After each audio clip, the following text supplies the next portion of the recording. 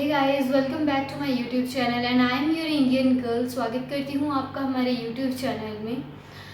आज जिस वीडियो पे हम बात करेंगे वो है दिलीप कुमार जी के रिलेटेड, उनकी बायोग्राफी पे बनी एक वीडियो पे हम लोग रिव्यू करेंगे। बिकॉज इस वीडियो में उनके बारे में पूरे डिटेल में बताया गया है, वो सारी बातें बताई गई हैं जो शायद कहीं ना कहीं हम नहीं जानते। तो इस वीडियो को देखेंगे। दिलीप कुमार जी वो एक आइकॉनिक लेजेंड जिनको बोल सकते हैं, जो कि 98 ईयर्स की अपनी जर्नी कंप्लीट करने के बाद आज हमारे बीच नहीं रहे। बट उनकी अदाकारी, उनकी परफॉर्मेंस, उनकी एक्टिंग स्किल्स, उनके गाने हमेशा हमारे दिलों में ज़िंदा रहेंगे। एक बहुत ही गहरा जो लॉस है वो है इंडस्ट्री को हुआ है, बॉलीवुड इंडस्ट्री को बहुत ही बड़ा लॉस हुआ है दिलीप कुमार जी के जाने से। कह सकते हैं कि एक युग का जो है वो अंत हुआ है। जैसे कि हमारे राष्ट्रपति जी ने ट्वीट करके भी बोला है कि दिलीप कुमार जी की मौत से एक युग का अंत हुआ है। खैर, चाहे वो बॉलीवुड हो या फिर पॉलिटिशियंस, सबको इस बात का दुख है कि हमारे बीच दिलीप कुमार जी नहीं रहे। दिलीप कुमार जी एक ऐसे एक्टर थे जो हमेशा पर्दे पे जब भी आते थे एक नई छाप छोड़ के जाते थे। चाहे वो उनकी मूवी देवदास हो या फिर मुगले आजम हो, जिसको लोगों ने बहुत प्यार दिया। जब शाहरुख खान ने परफॉर्म किया था देवदास में, अपनी देवदास मूवी में, तब भी वो उनसे इंस्पायर हो कि उन्होंने अपना परफॉर्म किया था। खैर, जो एक्टिंग स्किल्स थी, चाहे वो ब्लैक एंड वाइट टीवी के स्टार्स थे, बट आज की कलरफुल दुनिया में भी उनको याद किया जाता है। आज की सिल्वर स्क्रीन के लिए भी वो एक एग्जाम्पल हैं। हमारे बहुत बड़े बड़े बॉलीवुड स्टार्स उनसे सीखते थे, अभी भी सीख रहे हैं, अभी भी उनको फॉलो करते हैं बहुत सारे लोग, अभी भी उनके बहुत सारे फैंस हैं। एक ब्लैक एंड वाइट टीवी से उठा हुआ स्टार जिसको जनरेशन बाय जनरेशन सब लोग पसंद करते हैं। एक बहुत ही अच्छा सॉन्ग था जो कभी ना कभी आपने स्कूल टाइम में कभी ना कभी किसी ना किसी जगह पे आप लोगों ने परफॉर्म किया होगा, साथ ही हाथ बढ़ाना करके। हमने भी परफॉर्म किया है उस पर, आपने भी कभी ना कभी परफॉर्म किया होगा। उस समय हम लोग नहीं जानते थे दिलीप कुमार जी के बारे में, पर आज हम लोग जब भी उनकी वीडियोस देखते हैं तो हमें पता चलता है कि कितनी महान शख्सियत थी वो। खैर, देख लेते हैं उनकी ये बायोग्राफी पहले, जो कि एक चैनल पे अपलोड की गई है। बहुत ही अच्छी बायोग्राफी है, मैं पहले देख चुकी हूँ, अब आपके साथ देखूँगी। Biography and real life story करके ये चैनल का नाम है। यहाँ पे भी जाके आप दिलीप कुमार जी की जो बायोग्राफी देख सकते हैं। और साथ ही साथ अगर आप लोग चाहते हैं कि मैं इनके किसी सॉन्ग पे भी रिव्यू करूं दिलीप कुमार जी के, जो कि मैं चाहती हूं, मैं करना चाहती हूं, तो प्लीज़ मुझे कमेंट सेक्शन बॉक्स में ज़रूर बताइएगा। So without wasting any time, let's start our today's video और उस पर रिव्यू करते हैं फिर साथ ही साथ। ओके, मोहन, ये कुछ जहाज क्लिप्स पर हैं कब्जा उनकी करो। मूवीज़ में, ठीक है उनके कुछ खूनी परफॉर्मेंस की सौदागरों के ऐसी आने कुछ जाने क्लिप्स का हैं, रास्ता उनके समंदर है। डायलॉग्स डिलीवरी की इन्हें आप आते इंटेंसिटी जाते हमारा देखिए इस सामना इंसान करना की। होगा। The way he perform is unbelievable. हमें हिंदुस्तान के इस खून की सौगंध है मोहन। हम इस खून से आसमान पर इनकलाब लिख देंगे, क्रांति लिख देंगे। हिंदी सिनेमा के इतिहास में कई बेहतरीन कलाकार आए और चले गए, पर एक कलाकार ऐसे भी आए जिसने फिल्म इंडस्ट्री का चेहरा बदल दिया। उनके अदाकारी से एक्टिंग की नई परिभाषा का जन्म हुआ।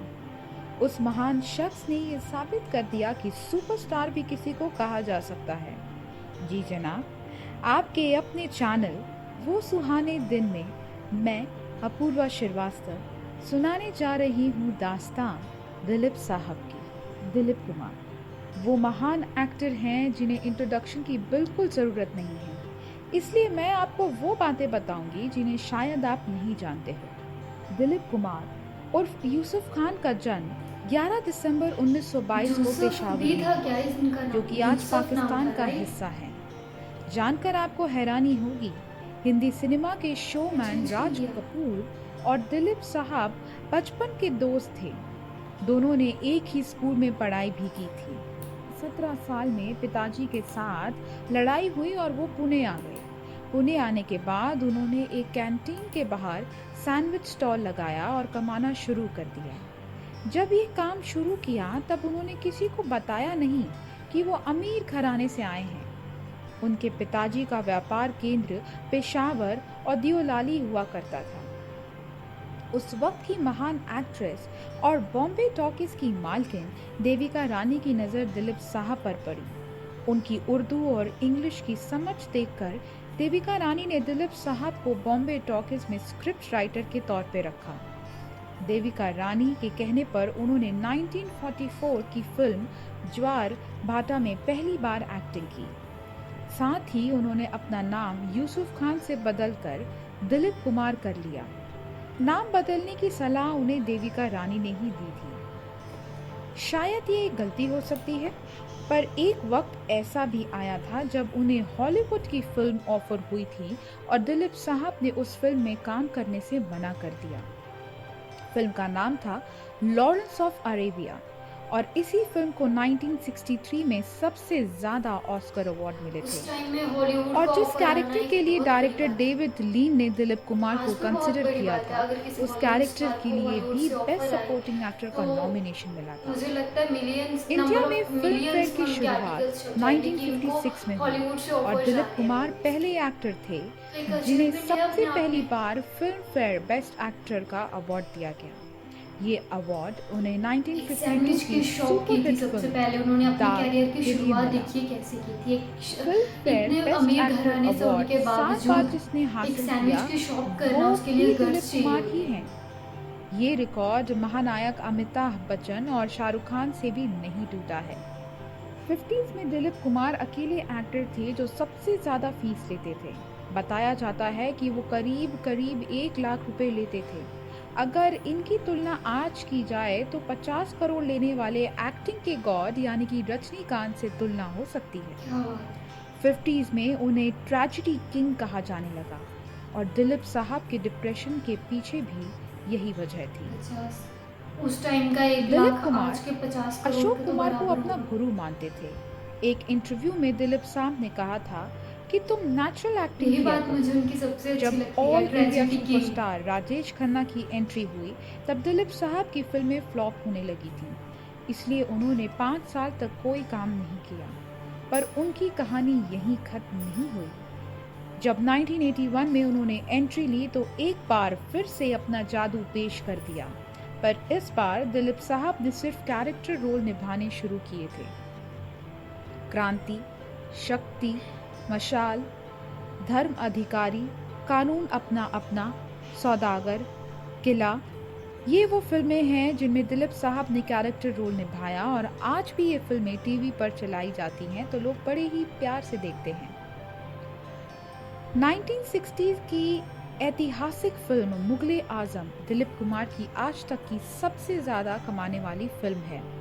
सुनकर आप हैरान हो जाएंगे, पर दिलीप साहब ने एक इंडियन एक्टर के रूप में सबसे ज्यादा अवार्ड मुगले आजम और देवदास, वर्ल्ड रिकॉर्ड ये 2 बनाया। मूवीज हैं जिनको आज तक बहुत हालांकि याद किया जाता गिनीज है और वर्ल्ड उनकी रिकॉर्ड परफॉर्मेंस आशा को। भोसले, कुमार सानू, समीर जो अंजुम, कैरेक्टर्स ऋतिक उन्होंने रोशन, प्ले किए थे सुनील उस दत्त, टाइम पे जगदीश वो राज ने भी माशाल्लाह बनाया। बहुत अच्छे थे। 1967 की फिल्म राम और श्याम ने डबल रोल कैरेक्टर का इतिहास बदल दिया। इस फिल्म में दिलीप साहब ने डबल रोल कैरेक्टर निभाया था। कहानी ये थी, राम और श्याम नाम के जुड़वा भाई हैं जो बचपन में ही अलग हो जाते हैं और बड़े होने के बाद मिल जाते हैं। हिंदी सिनेमा में ये प्लॉट आज भी यूज किया जाता है।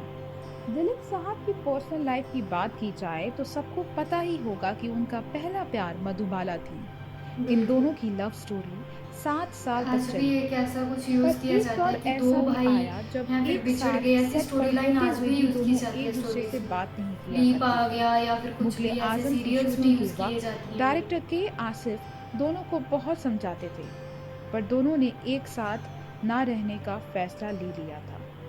इस फिल्म में जो सबसे रोमांटिक सीन है वो इसी हालात में शूट हुआ था। मधुबाला से अलग होने के बाद दिलीप साहब की जिंदगी में सायरा बानो आई और 1966 में उन्होंने शादी कर ली। उस वक्त सायरा बानो की उम्र 22 साल की थी और दिलीप साहब 44 साल के थे।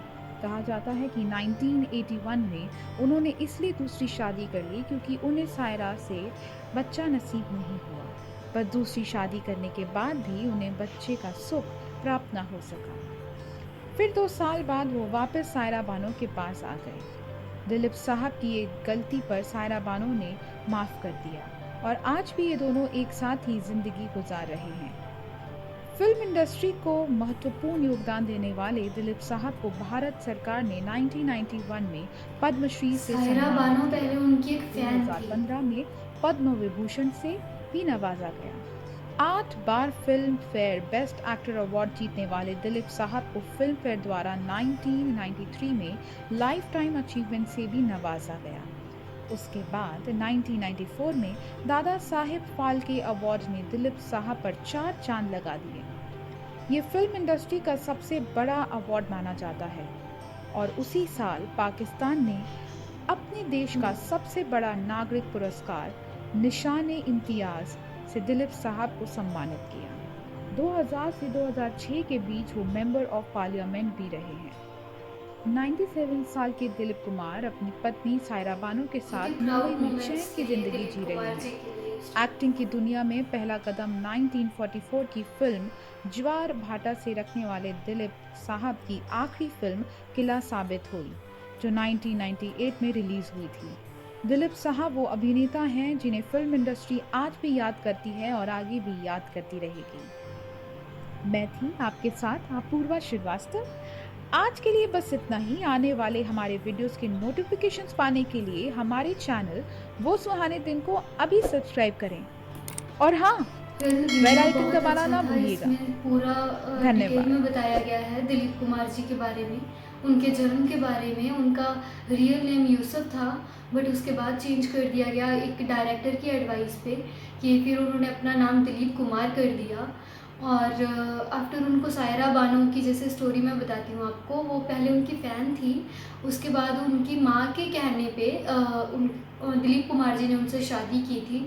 सायरा बानो को हम लोग अभी जो लेटेस्ट पिक्चर्स थी दिलीप कुमार जी की, उन सब में देख सकते हैं। कभी उनका लुक आफ्टर करते हुए, कभी हॉस्पिटल में जब हम लोग उनकी पिक्चर्स देखते थे तब भी साथ में होना, एक बहुत ही प्योर बॉन्ड था उन दोनों के बीच। और दूसरी बात, दिलीप कुमार जी को बहुत सारे अवार्ड्स मिले थे, जैसे वीडियो में बताया गया Padma Bhushan award, Dada Saheb Phalke award, Padma Vibhushan award, बहुत सारे ऐसे अवार्ड्स थे। जो पाकिस्तान से भी बहुत सारे अवार्ड्स मिले थे इनको, तो बहुत ही प्राउड मोमेंट था। बहुत ही बड़े आर्टिस्ट थे ये दिलीप कुमार जी, और जिनको आज भी लोग याद करते हैं, जिनकी परफॉर्मेंस को आज भी याद किया जाता है, उनकी अदाकारी को याद किया जाता है। जो जिस तरह से वो परफॉर्म करते थे, उनको बहुत सारे बॉलीवुड स्टार्स अपना आइडल मानते हैं, उनके नक्शे कदम पे चलते हुए आगे बढ़ने की कोशिश करते हैं। और ब्लैक एंड वाइट दुनिया के थे, बट एक रंगीन दुनिया उस टाइम पे लोगों को दिखाने का एक जो ज़िम्मा है इन्होंने उठा रखा था।